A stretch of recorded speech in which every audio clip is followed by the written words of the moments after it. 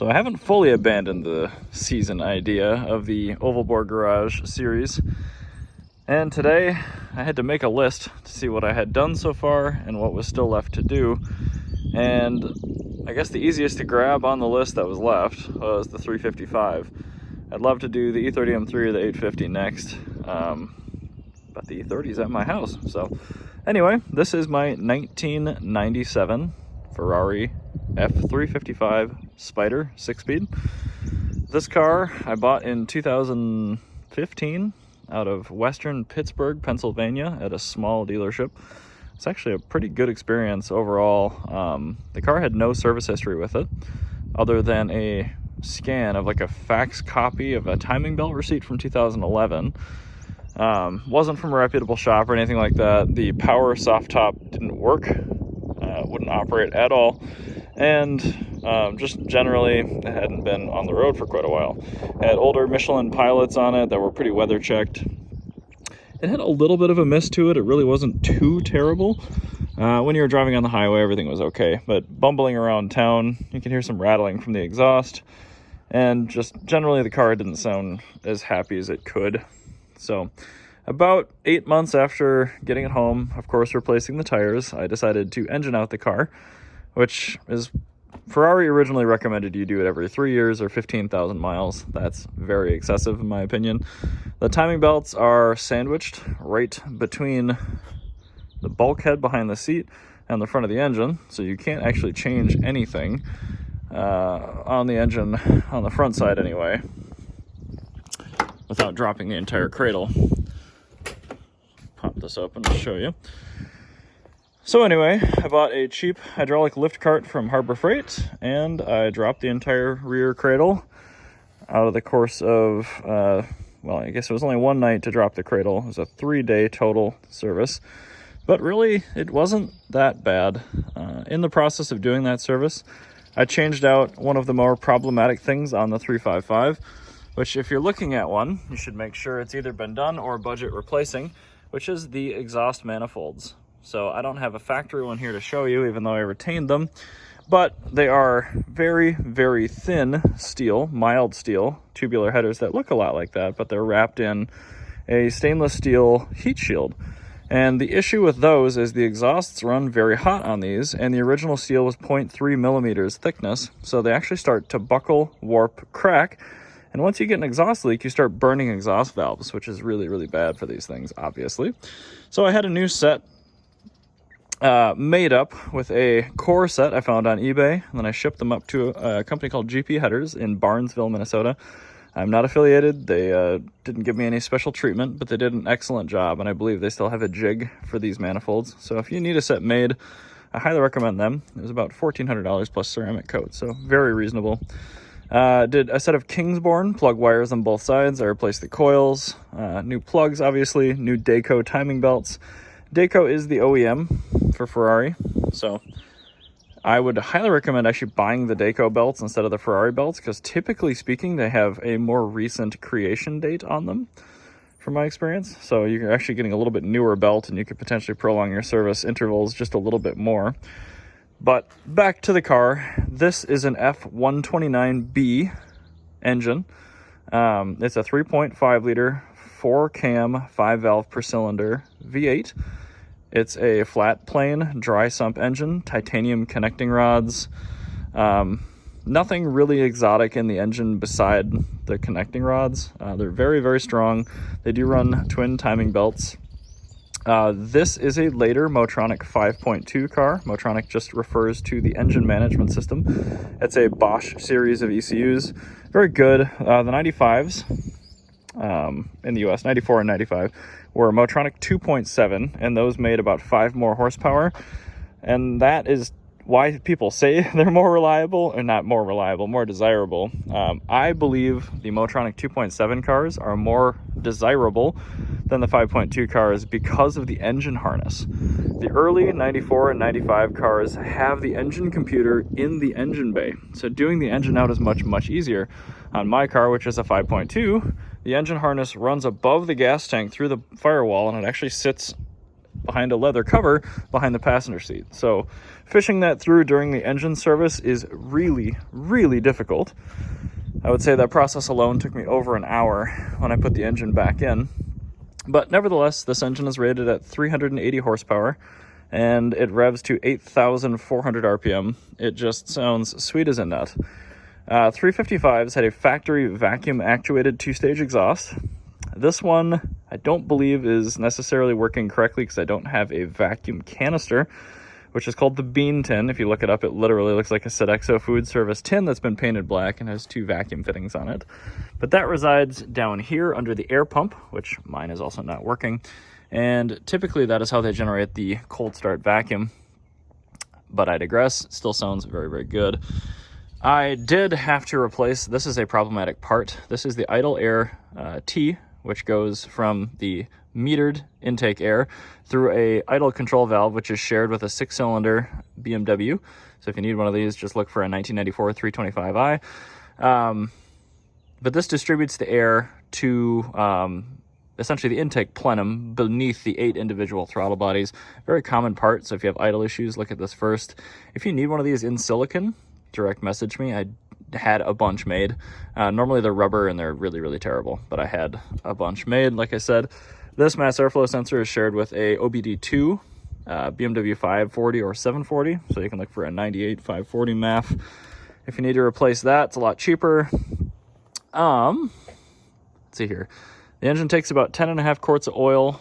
This one has some performance catalytic converters on it. All the accessories are right on the front, which kind of sucks. All the cooling actually happens behind the driver's compartment. So a lot of mid-engine cars like MR2s and Fieros, the radiators are still up front. But on a 355, everything from the air conditioning condenser to the oil cooler to the engine radiators is actually functional through these side strakes here. So on this side, don't quote me on this, but air conditioning and one engine radiator. On that side, you have oil cooler and the other engine radiator.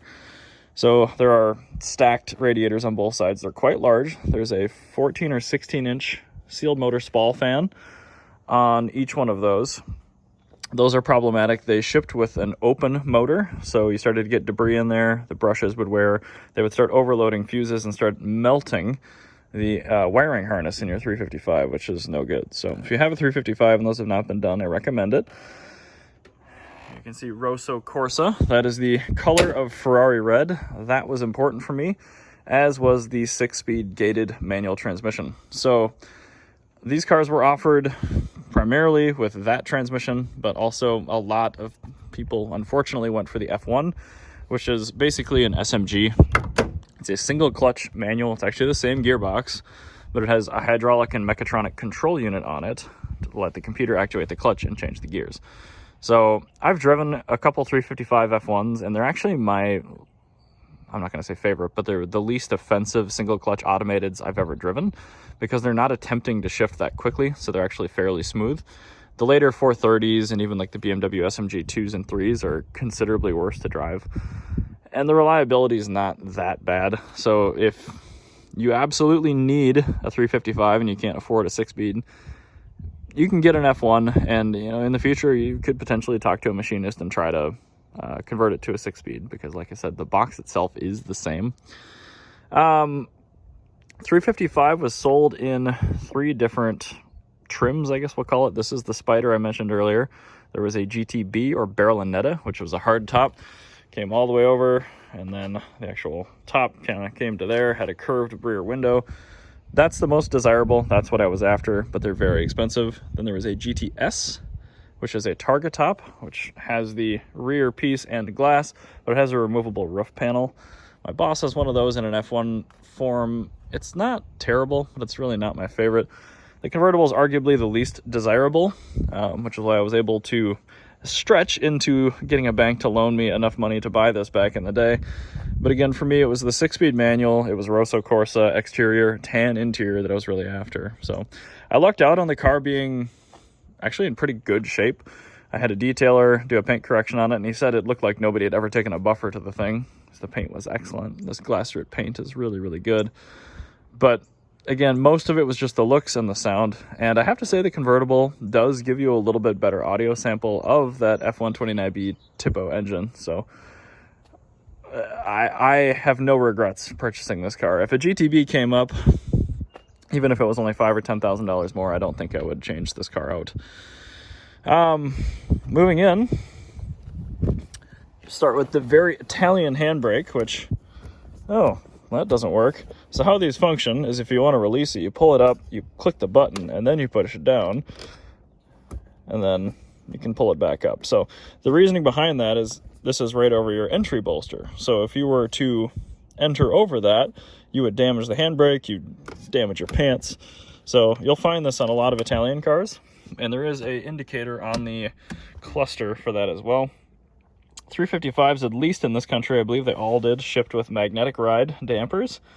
The early cars, and mine still qualifies as an early, it defaults to hard, and then you can pull the lever, a light will come on, and that will soften it up.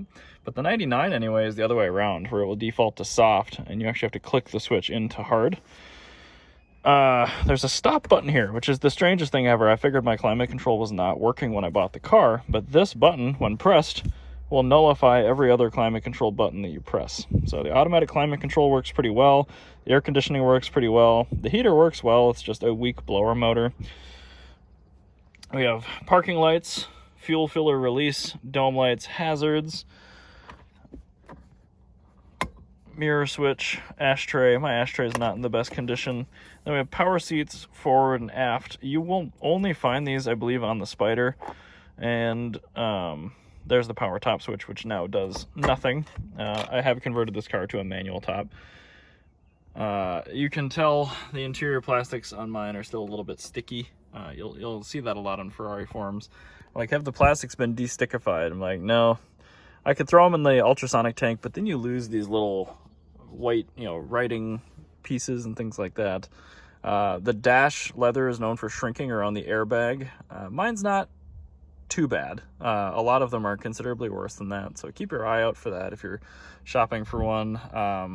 6-speed cars, your gauges are going to be a little bit different because up here on an F1 car is the gear indicator.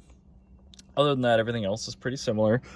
Power windows, obviously single there for the passenger. Pretty minimalistic sun visors. But the main reason you buy a 355, if it's not for the looks, it's for the sound. So the F129B, that V8 that's behind us, is pretty widely regarded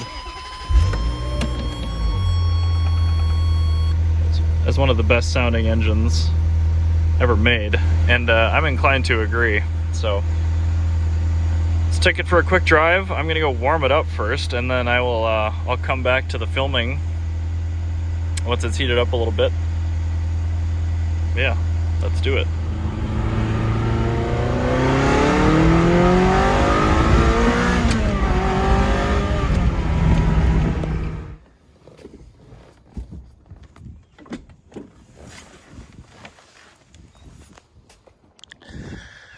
I would say the biggest thing that threw me for a loop on the 355, other than the interior and exterior door handles, was honestly how easily it drove and how forgiving it was.